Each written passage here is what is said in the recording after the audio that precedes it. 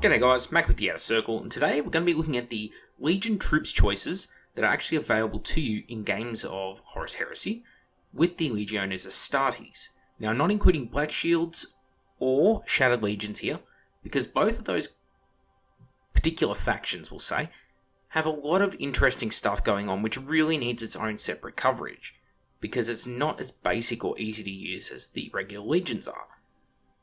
Now, the reason I'm doing the video today is because there is actually a lot to cover here, and because there's so much to cover, so many things to cross-reference, what I've done is created a quick little spreadsheet, which looks like a mess right now, but that's because it's designed to expand, like so.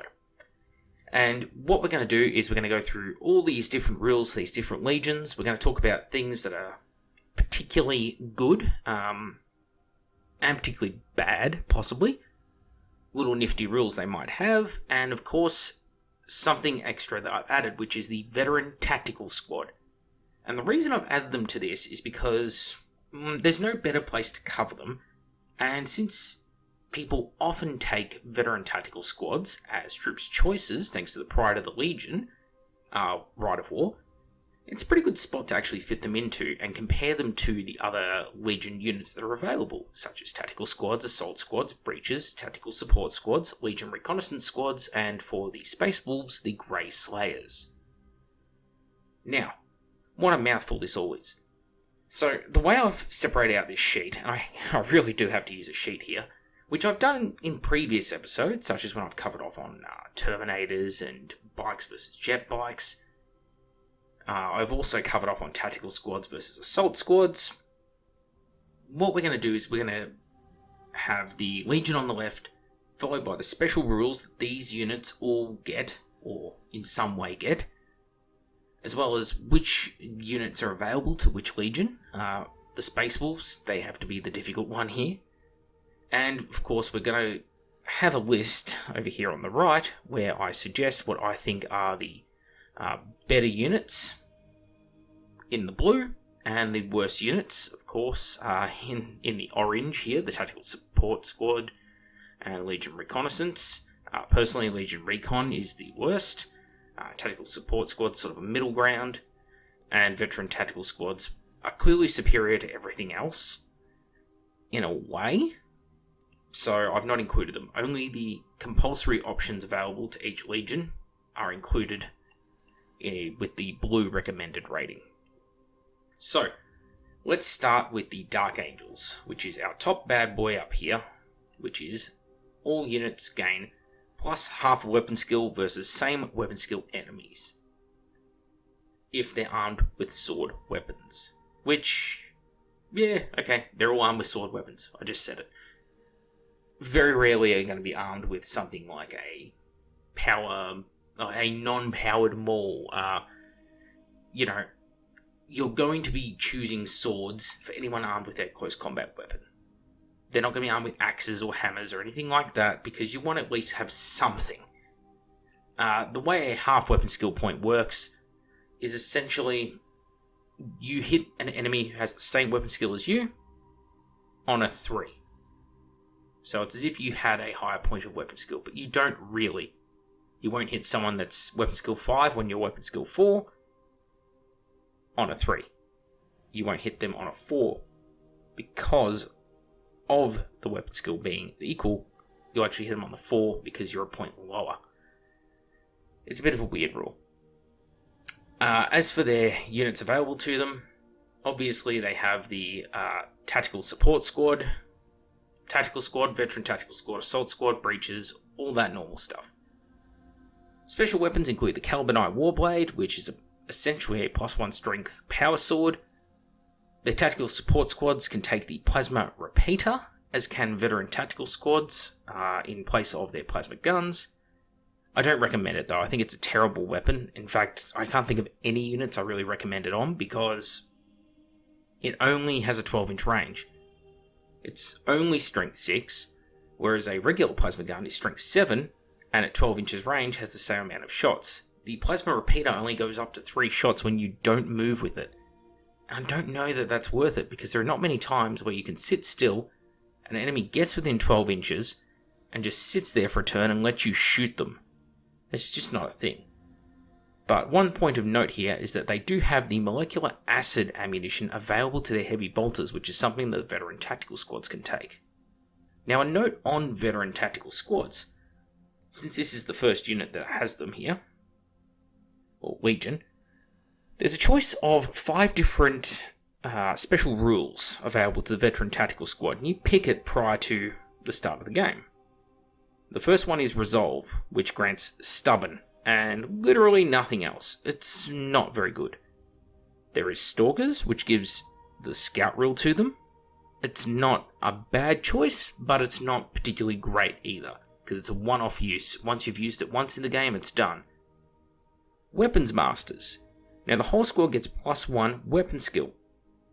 This is pretty good on veteran tactical marines, because you're going in at weapon skill 5, which is the same as many elite Legion units, and with your plus a half weapon skill point buff, potentially you can hit a lot of enemy superior units, technically, on a 3+. That's kind of a big deal, especially if they're hitting you on a 4+. That said, I still don't advise taking veteran tactical marines up against something like a Dawnbreaker cohort, because they're probably going to rip your balls out and feed them to you. Another option they have is the Machine Killers, which gives all of the unit's attacks +1 on the armor penetration roll, which is pretty good. There are particular legions that applies to more. I'll make note of those as we get to them.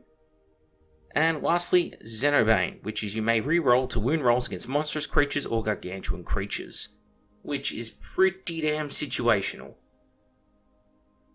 Where it does come in handy, though, is if you do end up with, say, melter bombs and you're taking the fight to some of those monstrous creatures, you can pretty much guarantee you'll wipe the floor with them. But it's sort of a rare circumstance. Veteran tactical squads, of course, are scoring units, and they have an additional attack and a higher leadership over regular tactical squads. But they don't have the regular tactical squad benefit of being able to use Fury of the Legion. Instead, they are able to take a whole host of specialist weaponry. They can take heavy flamers, heavy bolters with suspensor webs, missile launchers with suspensor webs, plasma gun, melter gun, that kind of thing. Obviously, it's only a 1 in 5. Think of a veteran tactical squad as being very similar to a Space Marine 40k tactical squad in 7th edition. So, out of all my pick here, I think the Dark Angels do get the most utility out of their assault squads. If you want to get the tactical squad to really step up, then they need to be armed with close combat weapons, which means you're spending extra points on them. Whereas the assault squad, stock, cheap, works pretty well with the Dark Angels' Legion traits. However, sometimes going for a shooting option can be better.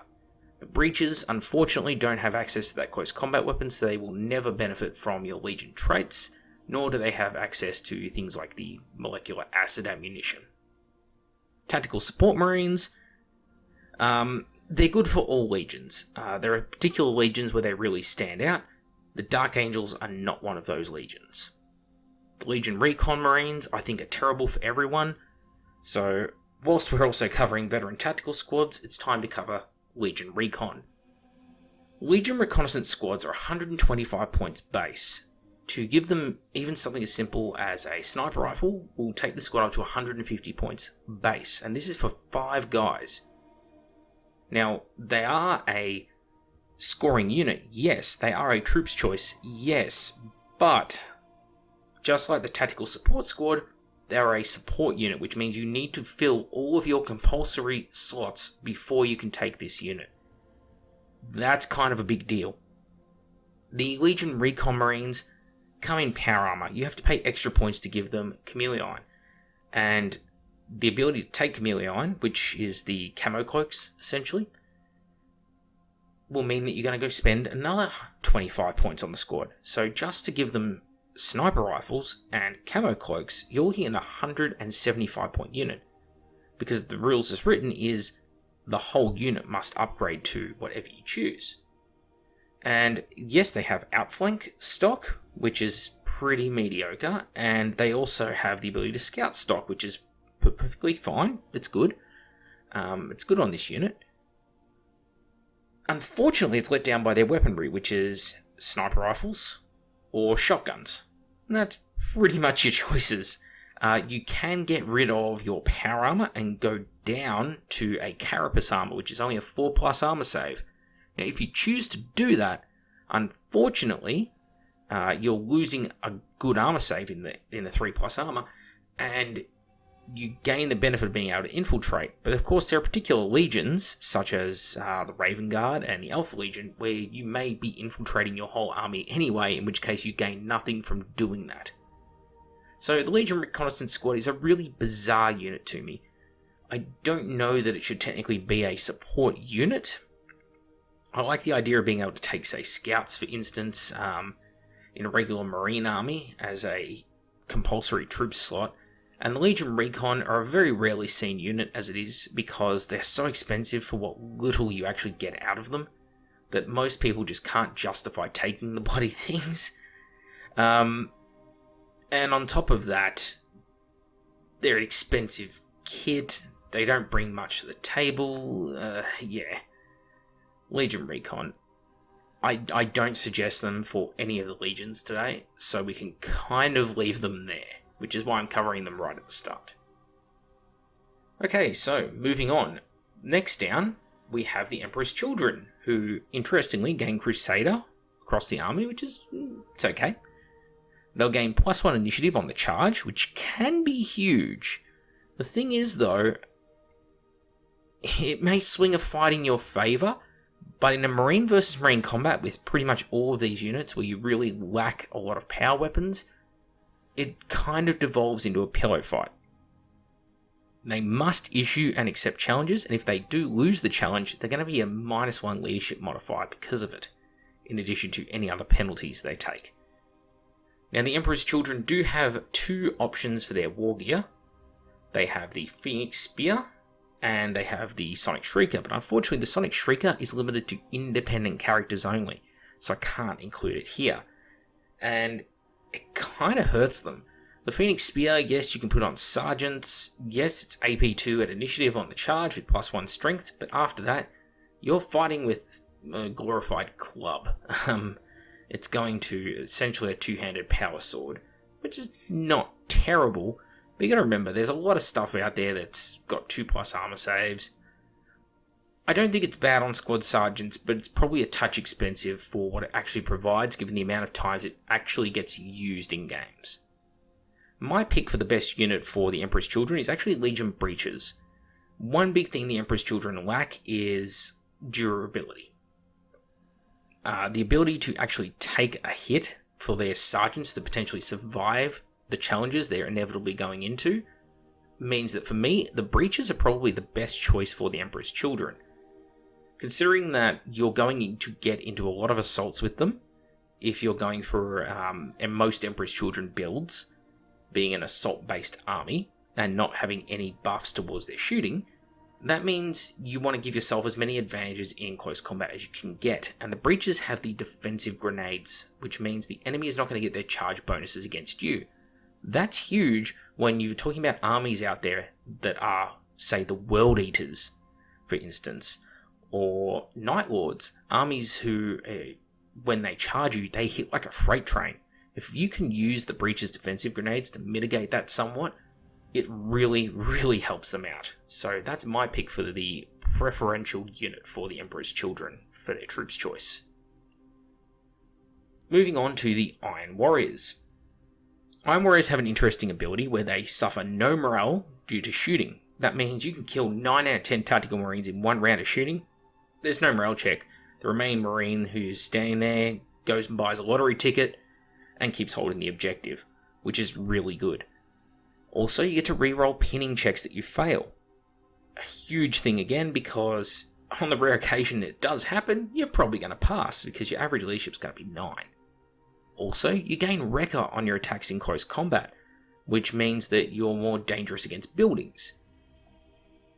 Now, with that in mind, and looking off to our chart on the right, you also gain the ability to add Shrapnel Bolts, which are a pinning heavy bolter ammo, but it's only AP5 instead of AP4, which your veteran tactical Marines can take. But my pick is the Humble Tactical Squad. The breaches really come in tight here because they're tough, they're hard to kill. But the tactical squad is good because it allows you to sort of min-max, and that's where the Iron Warriors excel. Tactical Marines, to them, it's blood and iron. They are what you want to chuck a lot of down the table because they're just there to soak up objectives and firepower, and you really, as an Iron Warriors player, want to spend the majority of your points on your heavy weapons units, whether it's Tyrant Siege Terminators, Medusa Battle Tanks, it could be Spartans loaded up with Terminators, or maybe Iron Circle. There's a whole bunch of stuff you can do with the Iron Warriors, which is crazy good. And for me, the tactical squad being just so damn cheap, really, it just clinches it.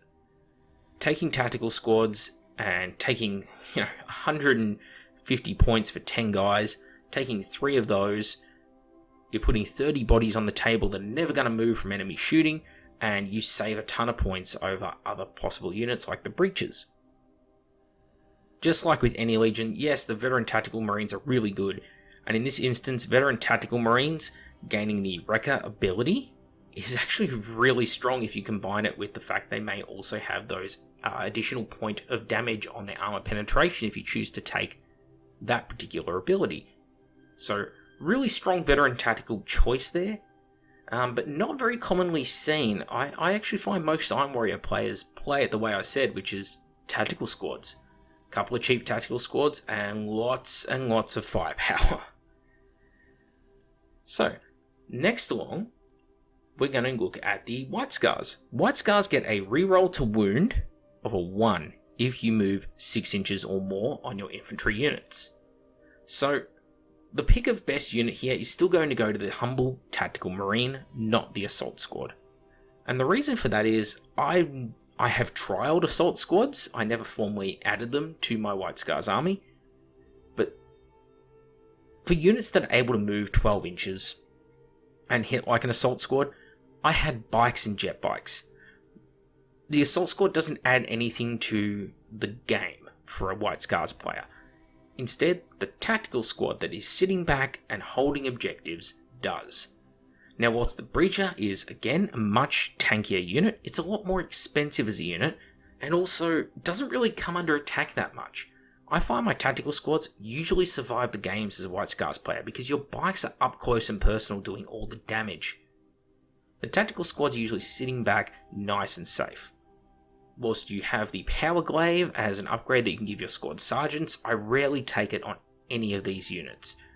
Breaches, Tactical Support, Assault Squad, Tactical Squad, even Veteran Tacticals, the Power Glaive is simply too expensive. I would take it on bike squadrons because they're already very expensive and it's not many more points, and because bikes are so durable, you can risk getting into those challenge situations with your sergeants. Not something I advise doing on your tactical Marines. I think here, keeping it really cheap and simple, maybe using Artificer Armor in your tactical squads is a good choice. Next along, we get to the Space Wolves, and these guys are the odd one out. Now, the Space Wolves gains, they have a lot of special rules that are really good. Other legions, like say the Night Lords or the Thousand Suns, look like they've got these long, really complex rules. No, usually it's just a couple of simple rules that are explained in a long format. White Scars instead, Space Wolves instead gain +1 weapon skill on the charge. They have counterattack by default. They must sweep, like you're not gonna. They all have night vision. They all have acute senses, and they all get +1 inches to run rolls. And enemies can't deploy infiltrators, that kind of thing, within 18 inches of them, because reasons. What the hell? Space Wolves players actually complain about their Legion. I can't believe that. So, my pick for the best units for the Space Wolves, of course, is going to be the Grey Slayers. Now, the Grey Slayers is a unique unit available only to the Space Wolves. They're not quite as good at shooting as something like the Tactical Squad, which the Assault Squad, and the Breaches all move to being a non-compulsory or support squad type troops choice. The Grey Slayers instead become this real powerhouse where you essentially get an Assault Squad on steroids but without the jump packs. They can run and charge in the same turn, but with a -1 penalty on their to charge roll. it's not a big deal. It pretty much guarantees they'll pull off the charges they want to. It's an insanely good special rule. The ability to take things like combat shields, special weapons on every 5th model, also a huge deal. Big squads of Grey Slayers armed with a lot of special weapons are really dangerous. Also, the ability to run and charge is only lost if independent characters join the unit. If you join an apothecary to it, the FAQ says they get to keep that shit. Because that's fair. No other Legion special unit gets to transfer their rules to characters like apothecaries, but these guys do. As I say, pick for the best unit is going to be the Grey Slayers because they're a fantastic choice of unit, and frankly, none of the other units have much to offer over the Grey Slayers. They're pretty much superior in any situation. The fact that they can take combat shields does mitigate the fact that, unlike breaches, they don't have those constant defensive grenades, but it doesn't really matter. They're going to get counterattack. And they've got that acute senses. Like, they're strong. As to the other units, Veteran Tactical Marines can be taken if you're using the Rite of War, thanks to the FAQ. It originally used to be that even in the Rite of War, the Grey Slayers took precedent and it restricted some Rites of War. Well, Forge World made an exception for this particular army. So where some armies can't take a Rite of War because it can't fit with their Legion rules, Space Wolves got an exception. Yes, you can take Pride of the Legion. And they are very good. Oddly enough, though, I don't think Veteran Tactical Marines are better than Grey Slayers, points for points. Moving along, we get to the Imperial Fists. Now, the Imperial Fists, what an interesting one. They gain +1 ballistic skill for bolt weapons, which is going to be every one of these units here, except for the Tactical Support Squad. Now, they must challenge in close combat, however, they don't have to accept challenges, I want to point out. If they do fight in the challenge, they get to reroll their 1s, which is quite strong, and they're immune to pinning when they're in fortifications. Naturally, the unit of choice here is the Breaches, because, yeah, of course it is, especially since there are Rites of War like the Stone Gauntlet, which make them infinitely better.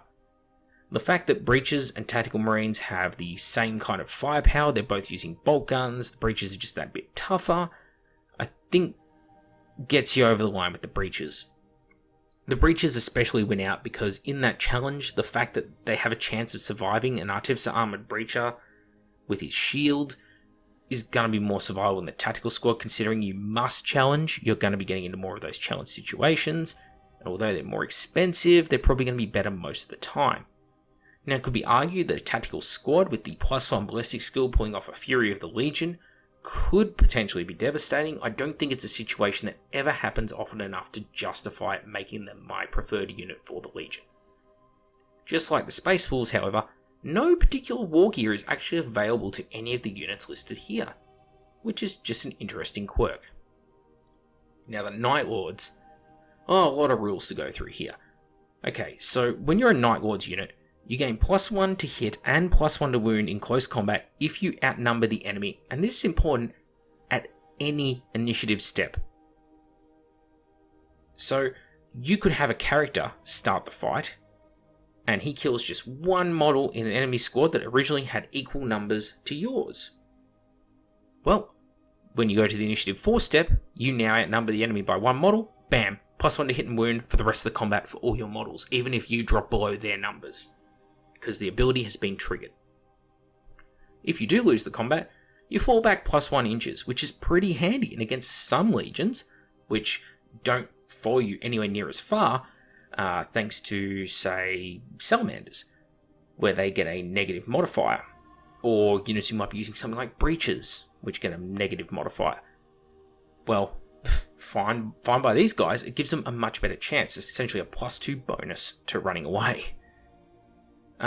They also fall back instead of getting pinned if you choose to do so.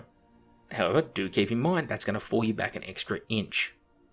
All units automatically gain night vision. They also gain a 5+ cover save in turn 1.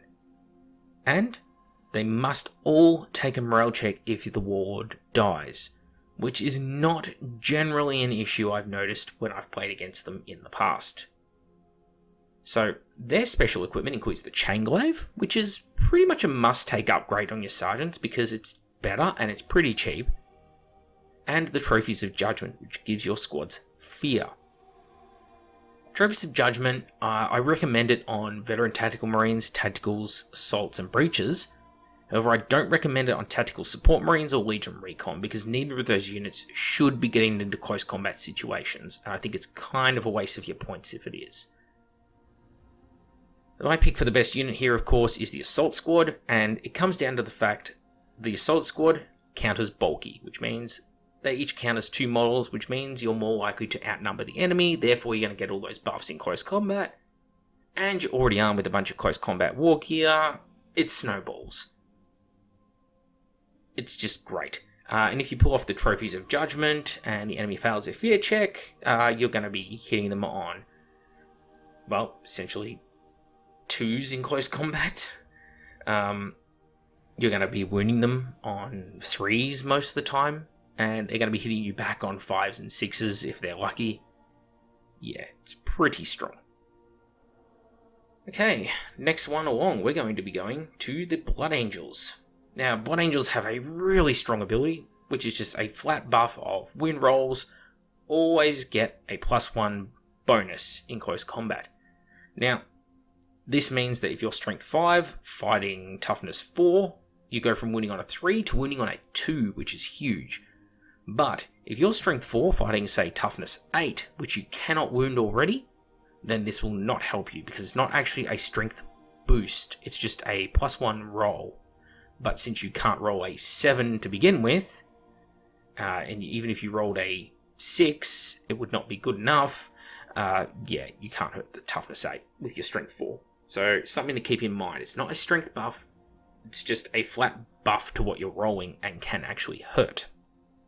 You also get a must sweep rule, which is, again, not a big deal. It's something you want to do. It's nice to wipe out whole enemy squads. Usually there's victory points on the line. Also, they cannot go to ground, which is not really a big deal, believe it or not.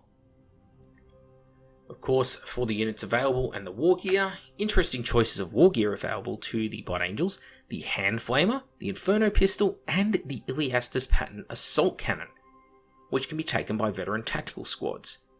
And I do believe it gains the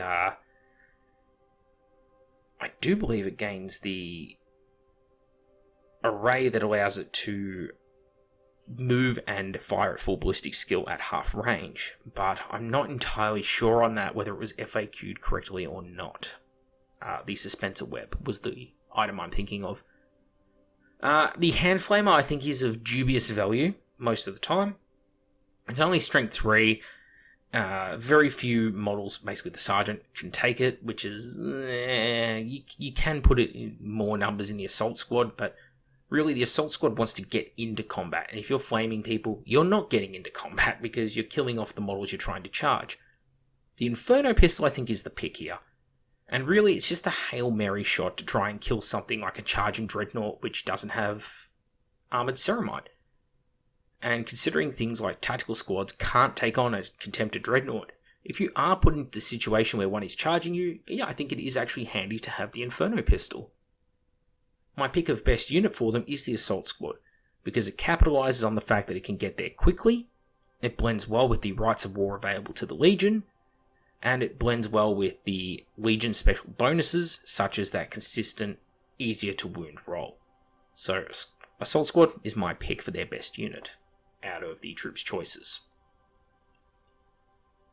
Legion special traits for the next Legion, the Iron Hands.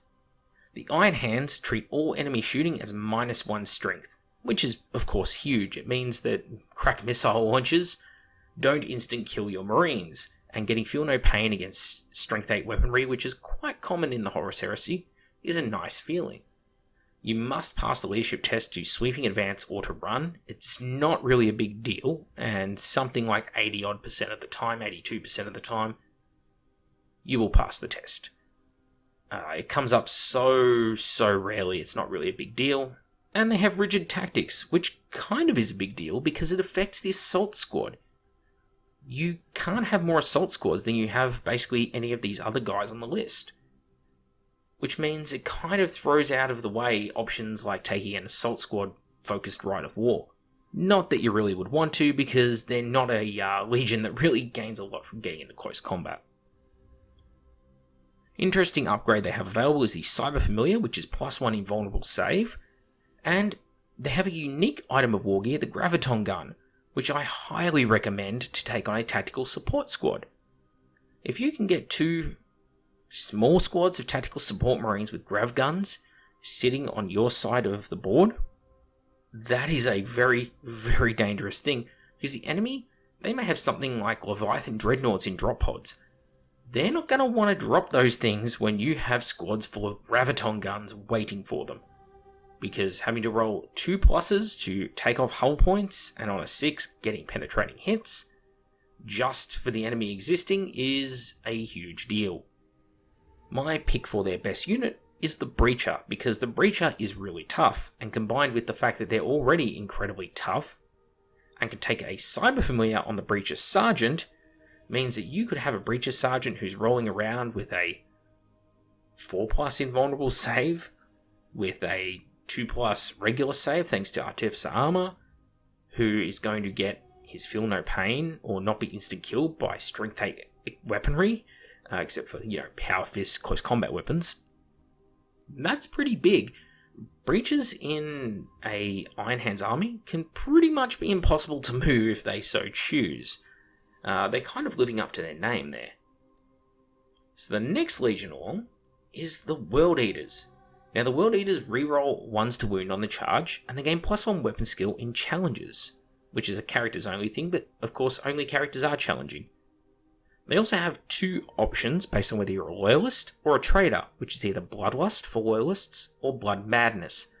Bloodlust essentially is nothing until you lose a close combat, and then you roll a d6. On a 4+, you gain rage. With Blood Madness, you're a traitor, you've already gone crazy, you start the game with the rage. That's pretty much it.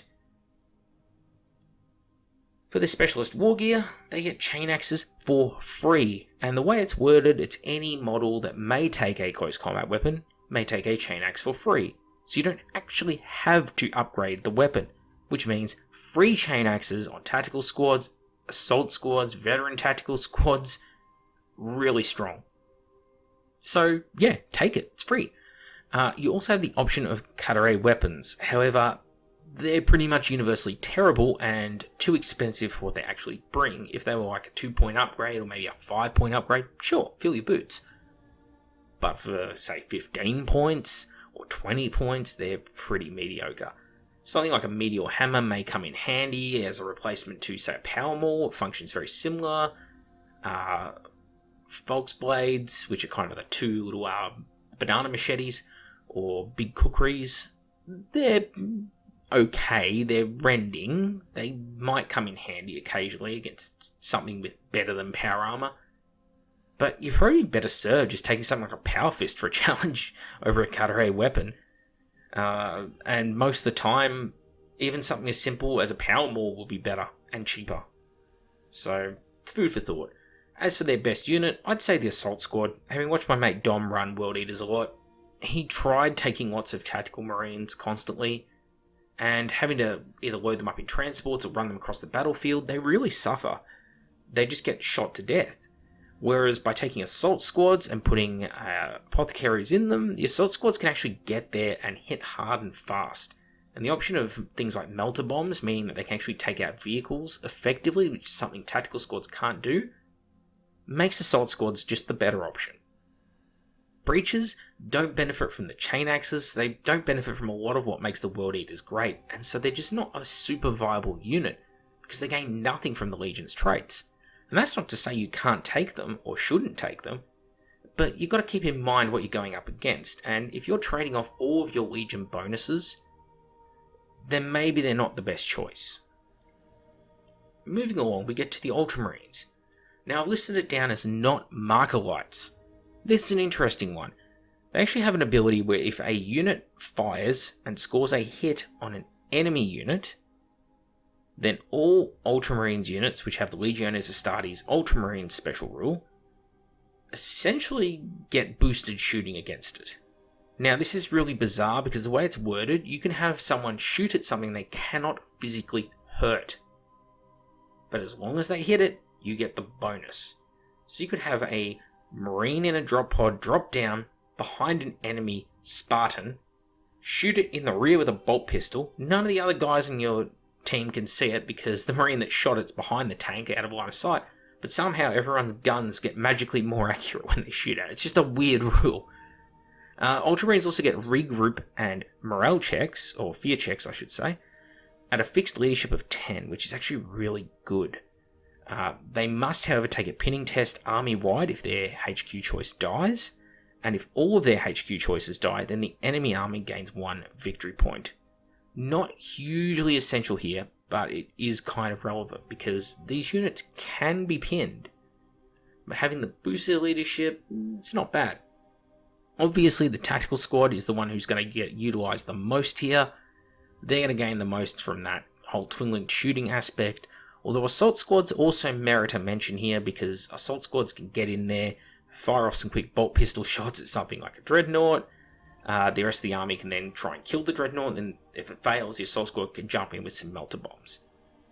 Interesting upgrade option, breaches can take gladiuses for 5 points each, so power swords, which does make them pretty good. They can really fight in close combat, that kind of thing. The reason why they're still not my best pick, though, is because they're a lot of points if you do this. It's only something like probably 80, 70 points, something like that. So, between breaches and Invictus Suzerain, which are infinitely better than breaches. It might come in handy if you know your breaches are going to be playing against, say, enemy World Eaters, Blood Angels, Space Wolves, that kind of thing. Yeah, this is probably actually pretty good because you're going to nullify a lot of their charge bonuses.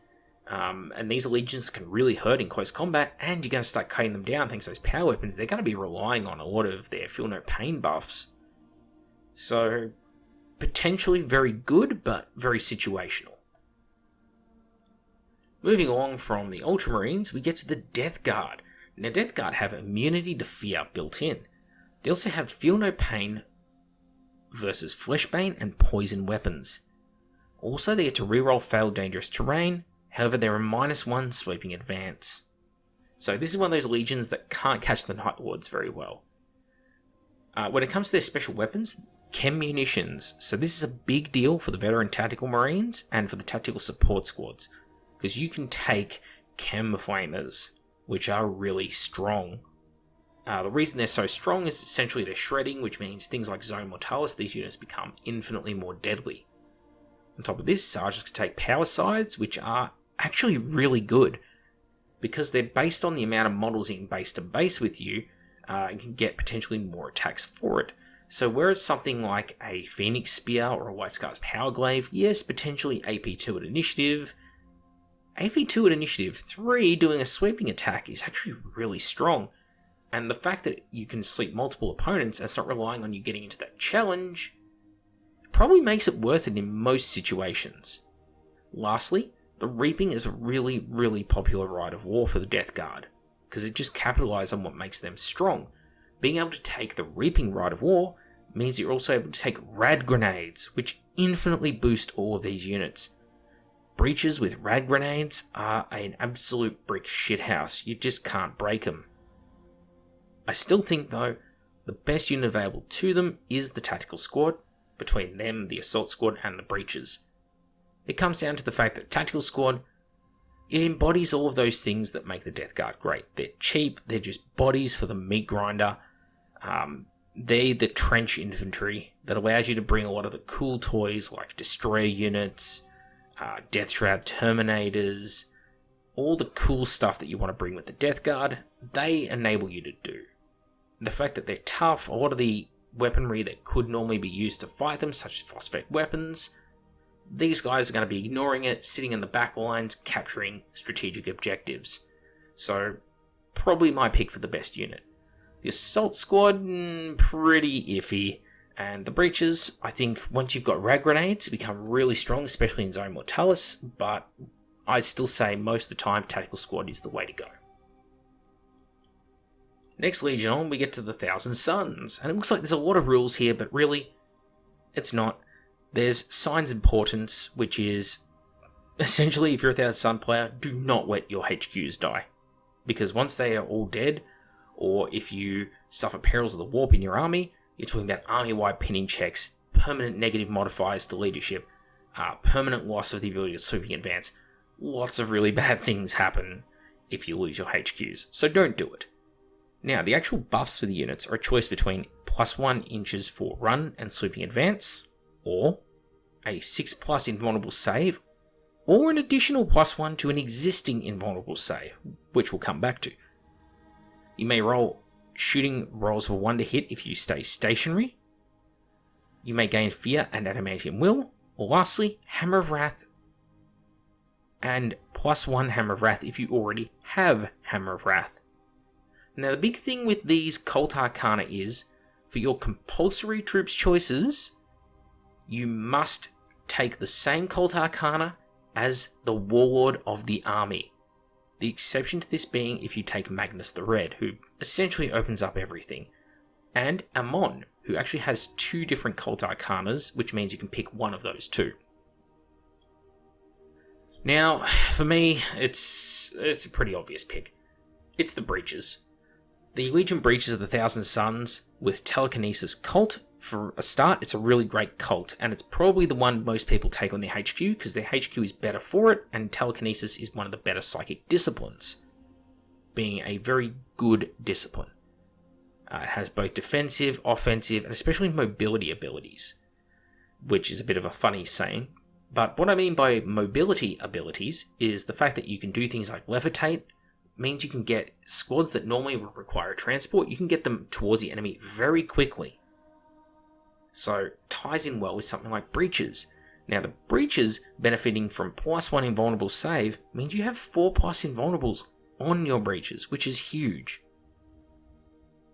They become really hard to kill with 4+ invulnerable saves in close combat and an Apothecary tied to them. On top of this, Thousand Suns have access to a unique upgrade. They can turn their Veteran Tactical Marines into Psychers. Psyker Veteran Tactical Marines can be really strong or really weak. It depends what ability you roll up and on what table. And of course, Asphyx Shells, which is an upgrade that you can put on Veteran Tactical Marines and can tie in potentially very well with their special abilities and special rules. However, we know Veteran Tactical Marines are really strong already, but Veteran Tactical Marines are actually fighting with Sekhmet for a slot in armies, and so you see most people take Sekhmet because it's the Sekhmeter. They're just so strong. Out of all these options, of course, as I say, Breaches, better invols, really tough, really survivable, but don't think I don't love the tactical squads or the assault squads. I think they both merit a place in the army, but neither of them really gains much from the Legion special rules and the Cult Arcana. Potentially taking Divination and getting reroll ones to hit if you don't move on your tactical squad could be really good if you pull off a Fury of the Legion, but again, so very, very situational. It is, however, pretty damn good on tactical support marines with plasma guns, but good luck having them survive long into the game because those bastards are a fire magnet. Next one along the list, we have the Sons of Horus, who get a reroll on rolls of 1 for their reserves, which is pretty good, gets models on the table. In the Initiative 1 step, they get bonus attacks if you outnumber the enemy. But the problem with this is that if you are fighting already at Initiative 1, you don't get the bonus attack. So something like an all-power fist unit. Thankfully, none of these units are that, so you're going to get it. You also get a +1 ballistic skill buff for pistol, rapid fire, and assault weapons inside 12 inches of range. However, you cannot use allied leadership if you choose to ally with someone else, which means you could have an allied Praetor, Delegatus, whatever consul nearby, someone who's leadership 9 or 10. You might not be able to use it with your leadership 8 squad if they lose a close combat or they suffer morale from shooting. It's not really a big deal most of the time. For the special weaponry available to them, it's actually nothing. All this special war gear is pretty much aimed at Seeker squads and HQs, and it's basically bullets, and it's not very good at that. The pick of the crop, of course, is the Assault Squad. The Assault Squad really benefits from the whole outnumbering your enemy thing, also the getting within 12 inches range and opening a can of whoop-ass, again, syncs up really nicely with Assault Squads. The close combat oriented focus of the Sons of Horus. It's a win-win-win for Assault Squads. Veteran Tactical Marines, of course, always good. Tactical Support Squads, always fine. But Assault Squads take the cake here. They've got the mobility, and like with World Eaters, you're not relying on transports to get you across the table. Instead, you're able to just simply put an Apothecary with this squad and let them move 12 inches up the board each turn, save the points for the units, like, say, Justinian, that you might want to have in, say, a Spartan, which is going to cost a lot of points. Also, Assault Squads, they have the ability to deep strike, and since you have more reliable reserves, well, that comes in pretty handy when you're deep striking. So, something else to consider there. It gives you an extra mobility advantage. Perhaps you want to deep strike onto the table with your Assault Squads. Then we get to the Wordbearers, and the Wordbearers are one of those legions that I really feel needs some kind of a tweak or rework. But here we are. They roll 3d6 for morale, and they discard the highest roll, which is reasonably reliable that you'll pass your leadership checks, although sometimes you just roll something like 555s, 666s, and you're screwed no matter what. They must always Sleeping Advance, and they reroll Sleeping Advance of a 1. As for their war gear, they actually have the Tainted Weapon available. The Tainted Weapon, it's pretty good if you pair it up with, say, a Power Fist. On your squad sergeants, it's not really viable. The best unit for them is just simply Tactical Marines, because in the Wordbearers army, well, the things Wordbearers do well is demons. Either summoning them, healing them, using them offensively, buffing out your numbers, having access to something that most legions don't have, and so spending points to try and get that is a huge deal. And tactical squads are really cheap, and they score, so they're often the thing you want to go towards. Taking something like an Assault Squad is setting yourself up for failure, considering how many legions are really, really good in close combat. You don't want to be fighting those close combats. Breaches are not bad at all, however, and there are particular forces within the Wordbearers associated with taking Legion breaches. Unfortunately, however, there are no actual buffs for the Legion breaches, which means in-game they're not hugely great, even if they are very cool and very thematic. Then we get to the Salamanders, who automatically pass their fear checks, which is good. They have the brutal +1 strength on all their flamer attacks, and -1 strength to enemy flamer attacks. So, remember earlier when I said something like Blood Angels taking hand flamers is not really good? Yeah, imagine Blood Angels with hand flamers taking on Salamanders. Yeah, that'll be 6s to wound, thanks. Yeah, not really good. Unfortunately, they do not add their initiative to lost Sleeping Advances, so they will get run down if they do actually fail in close combat. Either way, Salamanders are pretty reliable as a Legion unit. What's interesting among their abilities is the fact they have Artificer weapons. That means they can upgrade one of their weapons to Master Crafted for just 5 points. Master Crafted Power Fists on Squad Sergeants is really good. They also have the ability to take the Purging Flame. What this means is you can essentially swap out all your Heavy Bolters and Twin-Linked Heavy Bolters to Flamers and Twin-Linked Flamers. Specifically, Heavy Flamers, which are going to be Strength 6 Heavy Flamers, which means veteran tactical squads are really, really good at resisting enemy charges with them and dishing out punishment, so very strong in something like Zone Mortalis. Even tactical support squads, armed with Flamers, essentially are now armed with Heavy Flamers that are AP 5, which is, again, very strong in something like Zone Mortalis and will absolutely carve through a lot of forces. My pick, though, for their best unit is probably still the Tactical Squad, because breaches are tough, yes, but there are a lot of points. Assault Squads, well, Assault is not where you excel. Where you excel is your Tactical Squads, getting them in for cheap, getting something like a Power Fist for cheap on your Sergeant, Master Crafting it, putting Artificer on, and pretty much no other upgrades on the unit. You then save as many points you can for a lot of the cool war gear and specialist units that are available to them. And there is some pretty cool stuff available to the Salamanders.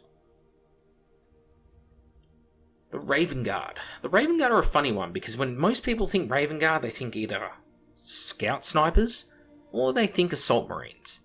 Thing is though, neither of those units actually are very good in a Raven Guard army. They have the ability to infiltrate all infantry by default, unless they're a bulky unit, in which case they gain Furious Charge, so that's your Terminators, Bikes, and Assault Marines. So when you get to the Raven Guard specialist units, well, Breaches are fantastic because they're tanky, and because of the fact that they can nullify or negate enemy charge bonuses, they're a really good unit to infiltrate up close, especially if they've got melter bombs. They're a huge threat to vehicles, they're tougher to kill than tactical marines. The ability to infiltrate them up close gets rid of any negative movement penalties that Breaches already have. And you're right in the enemy's face, they have to do something about you, which means if you have any cool toys, they're ignoring those. Tactical squads are also pretty good at this, but the fact they lack melter bombs means it's pretty high risk putting them up close, because they're not going to be able to kill things like contemptors that try and charge them. The assault squad, to me, is not particularly good, because an assault squad that's trying to charge their enemy, they suffer from the fact that, yeah, you've got Furious Charge, but you've actually got to make it across the battlefield. In this instance, things like Breaches and Tactical Marines can get there first. They'll be there before the game starts thanks to Infiltrate. And knowing that you have them and that you're infiltrating them makes your enemies deploy very conservatively, I've found. Also, you've got some pretty cool weapons options. The Improviser, which I pretty much suggest no one takes because, frankly, Stealth and Shroud have been so heavily nerfed along with night fighting in general. The Improviser is more of a risk to you from a lot of the blind weaponry that's out there, because you always take blind checks at Initiative 1, which means you always fail, basically. You get a 1 in 6 chance of passing. Don't take them. They can take Chameleon on their independent characters and things like Apothecaries, which is pretty good. Attach Apothecary to a Breacher squad. All of a sudden, the Breacher squad gains a cover save on top of their boarding shields. Boarding shields are going to be 6+ invulnerable save out in the open, no different to a cover save. But if you infiltrate to something like some trees or a crater, you'd be looking at a 5+ cover save. Potentially very helpful to you. And the Raven's Talent, very interesting upgrade. It means if you have a Lightning Core or Lightning Claws, it becomes a Lightning Core or Lightning Claws, which is mastercrafted and rending. Ooh, very good. Really strong on Breaches because it gives you an anti-power armor option on your Sergeant, which can still hurt things like Terminators, can still hurt things like light vehicles, but you're going to be armed with melter bombs anyway for those vehicles. It makes you a bit more of an all-rounder. And on Breaches, unlike Assault Marines and Tactical Marines, you've got that invulnerable save, you've got the defensive grenades, you've got a much better chance of actually getting to use the bloody thing. So, my pick for the best Raven Guard unit out of all of these is Breaches. And of course, all the standard criteria for things like Veteran Tactical Marines, yes, they can be very strong, as always. Last we get to the Alpha Legion, which of course has mutable tactics, which means army-wide you choose either Infiltrate, Tank Hunters, Scout, Counterattack, Move Through Cover, or Adamantium Will. Most of the time people take Infiltrate. Failing that, usually the next one down the line is Tank Hunters. Failing that, the next one down the line is Counterattack. Now whilst Scout and Counterattack really work well with a lot of these troops units that we have here today, they kind of lose out in the scheme of things because most people are looking at an army-wide perspective, and frankly, what's really good for your Tactical Marines is usually of very little importance to an Alpha Legion player. Often they'll be taking something like a lot of infiltrating Terminators with a lot of plasma weapons, or they'll be taking a lot of units in vehicles, in which case a lot of these rules are not very good for them. Counterattack, whilst handy, you don't want to be getting into a fight with someone like World Eaters, White Scars even, Space Wolves, Blood Angels, they'll all tear your ring out in close combat, so not really worth it. Interesting choices of upgrades. They could take Bane Strike ammo on their Veteran Tactical squads, Venom Spheres on their independent characters, very handy ability. Venom Spheres are essentially an upgraded assault grenade. And Power Daggers. Power Daggers are cheap, They're pathetic, but what they do is they give you +1 attack if you have another specialist weapon, such as a Paragon Blade, Power Fist, Lightning Claw, and can be pretty good on the right unit. I think for Alpha Legion, again, the fact that they've got so many good units in the elite slots, that kind of thing, tactical squads are pretty much the go-to, because they're allowing you to now save points and spend them elsewhere. So the common thing you'll find with all of these choices is that if breaches were the number one choice, it's because they function really well on their own without a supporting unit. If tactical squads are the number one choice, tactical squads are generally, in this instance, a unit that I'm picking because you're saving points for something better in the list. And the assault squad gets a special mention if it gels really well with the unit's special abilities, or the Legion's special abilities, and allows them to get into close combat efficiently, effectively, and win those fights. If they're not going to win the fight, then the Legion just doesn't get a mention for the assault squads. Of course, the Grey Slayers get a special mention for being Grey Slayers, and the special snowflakes that all Space Wolves are. Avoid Legion Recon Marines like the plague. As I said, there are legions which have much better inbuilt scouts. The Thousand Suns, the Raven Guard both have specialist recon units, which are so much better than Legion Recon. At this stage, Legion Recon almost needs to be half the points, because if you took them down to 75 points or something, or 70 points base, by the time people buy things like the sniper rifles and the camo cloaks and put them on the squad, you've pretty much taken them up to what they cost already, which is only 25 points cheaper for 5, starting with no special war gear, than a bloody tactical squad which has twice the models in it. And again, depending on lists such as Raven Guard, Alpha Legion, that kind of thing, the tactical squad could be outflanking. It could have inbuilt infiltrate. If it's White Scars and you're running Chagorian Brotherhood, they have inbuilt outflank. So all the abilities that a Legion Recon squad might bring, there are other squads that could do it better, that are much cheaper and bring more bodies to the party. And again, Raven Guard, chucking an Apothecary with a camo line cloak into a 20-man tactical squad makes them just as good at taking cover saves as a Legion Recon squad. And they'll have Feel No Pain on top of it, which the Legion Recon squad won't. How good is that? Anyway, that is an overview of all the different Legion troops choices that are available to you if you're playing the Horus Heresy as Legiones Astartes, excluding, of course, Black Shields and Shattered Legions. There's a lot to go through there, and frankly, each of these units has either had an episode on it before in the Is It Shit series, or even a side-by-side comparison, which I did with tactical squads and assault squads previously. But because looking at units in isolation takes a lot of the nuance out of it, which is why I wanted to compare them all side-by-side here today.